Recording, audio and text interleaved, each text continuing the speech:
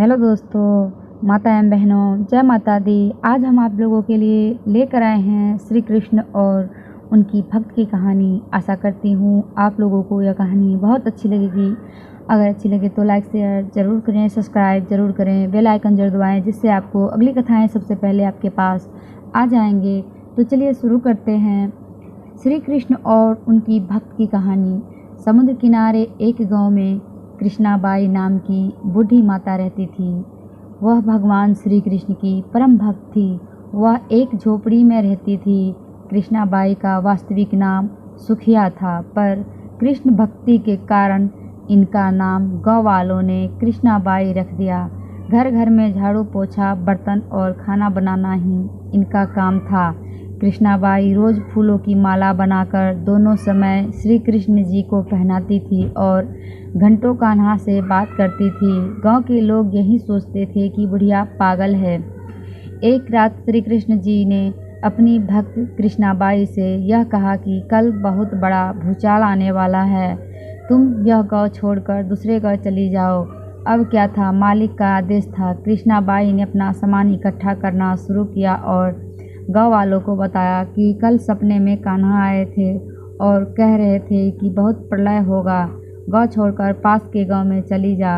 अब लोग कहाँ उस बूढ़ी पागल की बात मानने वाले थे। जो सुनता वही जोर जोर ठाके लगाता। इतने में बाई ने एक बैलगाड़ी मंगाई और अपने कान्हा की मूर्ति ली और सामान की गठरी बांधकर गाड़ी में बैठ गई और लोगों की उसकी मूर्खता पर हंसते रहे। बाई जाने लगी। अपने गांव की सीमा पार कर अगले गांव में प्रवेश करने ही वाली थी कि उसे कृष्ण की आवाज़ आई, अरे पगली, जा अपनी झोपड़ी में से वह सुई ले आ जिसे तू माला बनाकर मुझे पहनाती है। यह सुनकर माई बेचैन हो गई और तड़प गई कि मुझसे ये भारी भूल कैसे हो गई। अब मैं कान्हा की माला कैसे बनाऊंगी। उसने गाड़ी वाले को वहां रोका और बदहवास अपने झोपड़ी की तरफ भागी। गाँव वाले उसके पागलपन को देखते और खूब मजाक उड़ाते रहे।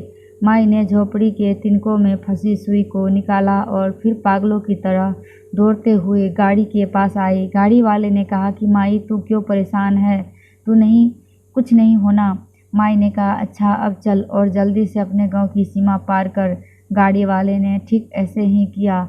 अरे यह क्या, जैसे ही सीमा पार हुई पूरा गांव ही समुद्र में समा गया। सब कुछ जलमग्न हो गया। गाड़ी वाला भी अटूट कृष्ण भक्त था।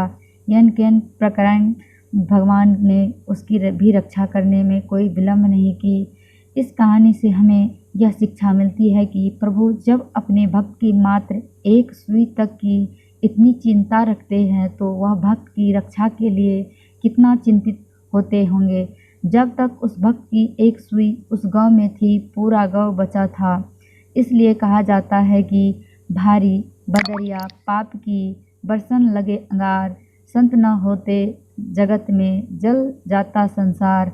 अर्थात अगर इस दुनिया में संत एक अच्छे व्यक्ति न होते तो ये संसार कब का समाप्त हो गया होता।